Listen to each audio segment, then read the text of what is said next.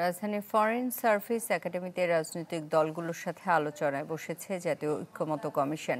এ বিষয়ে আরও জানাতে সরাসরি যুক্ত হচ্ছেন সম্রাট হোসেন। সম্রাট, আপনার কাছে বৈঠকের কি তথ্য আছে, আপডেট জানাবেন।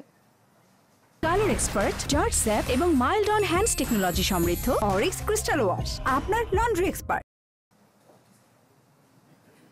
দেখুন, মূলত আজকে অর্থাৎ আজকের দিনে দ্বিতীয় পর্যায়ের 10ম আলোচনা চলছে জাতীয় ঐক্যমত্য কমিশনের সাথে বিভিন্ন রাজনৈতিক দলের। আমরা যতটুকু জানতে পেরেছি, আজকের মূলত আলোচ্য বিষয় ছিল 3টি।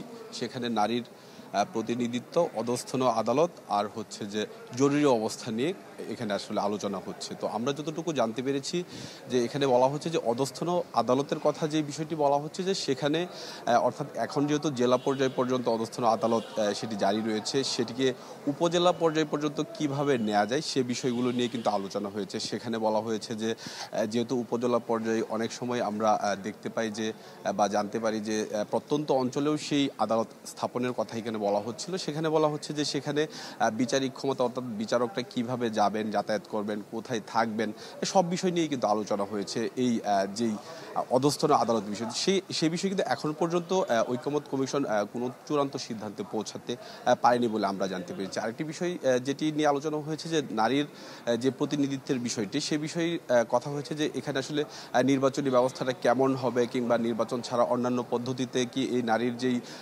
নারীর ক্ষমতা বা প্রতিনিধিত্বের যে বিষয়গুলো বলা হচ্ছে সেগুলো নিয়েও কিন্তু আলোচনা হয়েছে। সর্বশেষ যে বিষয়টি জরুরি অবস্থার কথা বলা হয়েছে যে বিভিন্ন রাজনৈতিক দল কিংবা যখন আসলে এই দেশের বিভিন্ন রাজনৈতিক প্রেক্ষাপট কিংবা স্থিতিশীল থেকে অস্থিতিশীল অবস্থায় যায়, তখন আসলে এই বিচারিক ক্ষমতার প্রয়োগ অর্থাৎ জরুরি অবস্থা কিভাবে, কোন মাধ্যমে, কি সময় ধরে এটি জারি করা হবে, সেসব বিষয় নিয়ে কিন্তু কথা হয়েছে এখানে।